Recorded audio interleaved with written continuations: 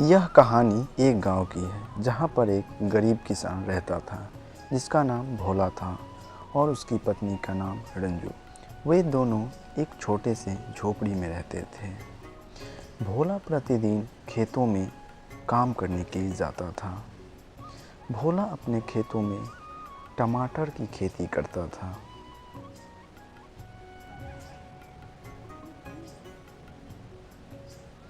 और उसका टमाटर बहुत बड़ा बड़ा हो चुका था जिसमें वो दिन रात मेहनत करता और शाम होते ही वह घर लौट जाता था।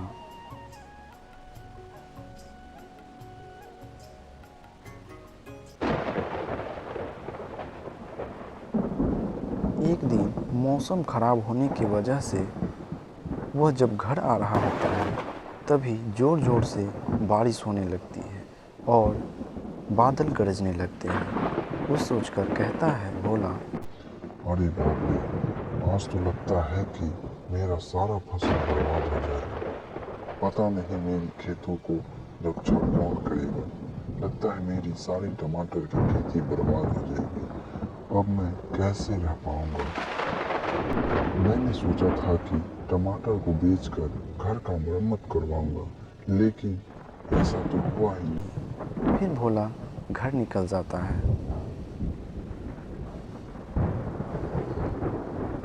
उसकी पत्नी संगीता उसकी इंतज़ार करती रही है। थोड़ी देर बाद ही भोला घर आता है।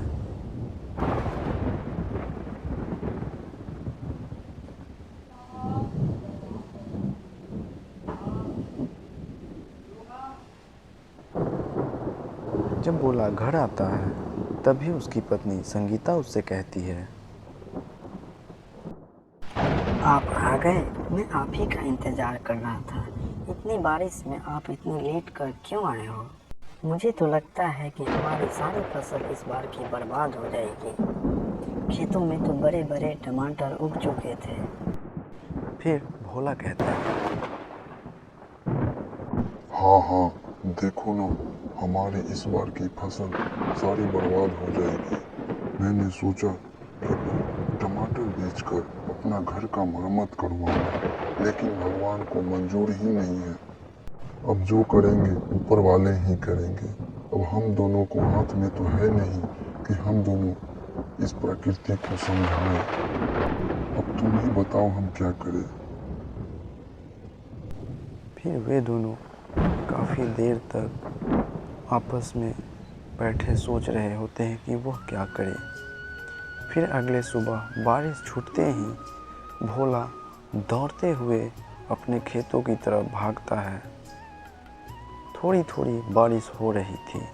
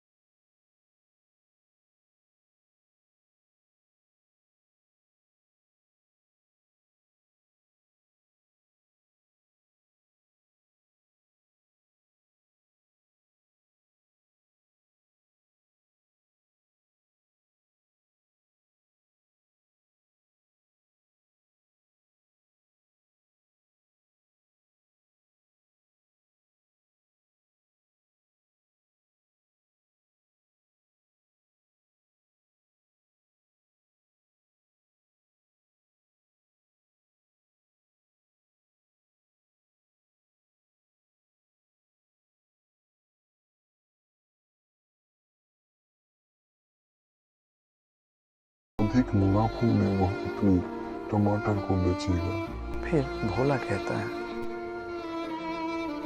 हाँ, मैं तो बहुत परेशान हूँ इस तूफान की वजह से। तुम देख रहे हो मेरी सारी टमाटर बर्बाद हो चुकी है।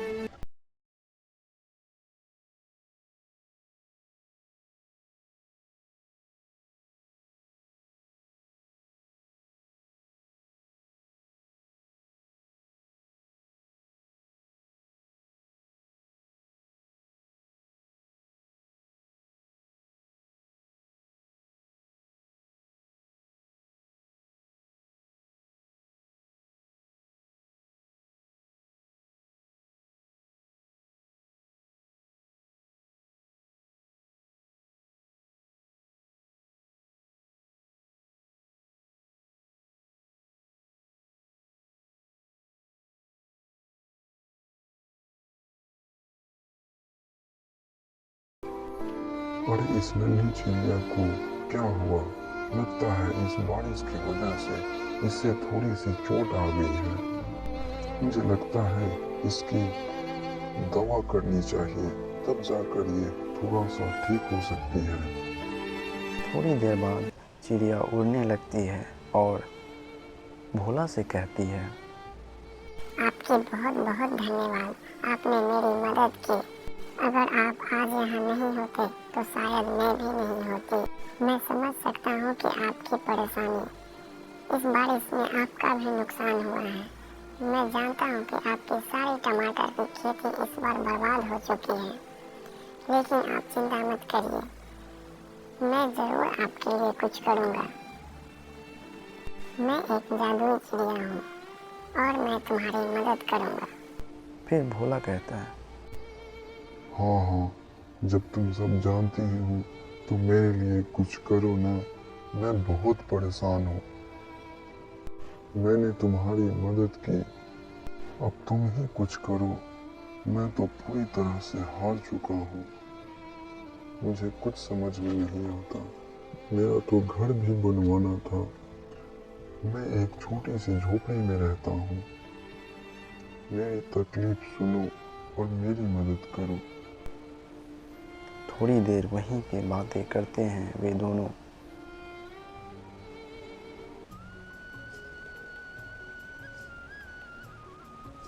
फिर उसके बाद भोला वहाँ से निकल जाता है घर की ओर। अपने गांव से होकर भोला गुजरता है। जब वह घर के निकट आता है तो वह देखता है कि उसका घर होता ही नहीं, वह एक बड़ा सा महल में बदल जाता है। फिर वह सोचता है, अरे ये तो मेरा घर नहीं है, मेरा तो एक छोटा सा झोपड़ी था जिसमें मैं गुजारा करता था। ये बड़ा सा महल कैसे हो गया? मुझे तो कुछ समझ में नहीं आ रहा है। मुझे लगता है वो रास्ते में मिली चिड़िया का कमाल है, जरूर उसी ने मेरे ऊपर कुछ किया हो। चलो मैं घर जाकर देखता हूँ। जब वह घर आता है तो उसकी पत्नी वहीं होती है और फिर भोला कहता है,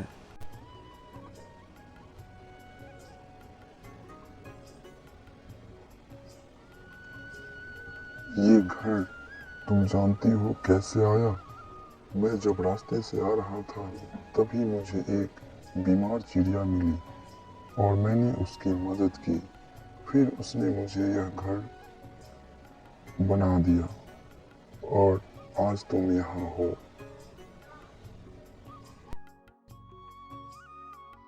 फिर संगीता कहती है, हाँ हाँ, जब मैं घर में सो रही थी तभी एक चिड़िया आई और अचानक से सारे परिवर्तन हो गए और मैं तो चंग रह गई कि ये सब कैसे हो गया।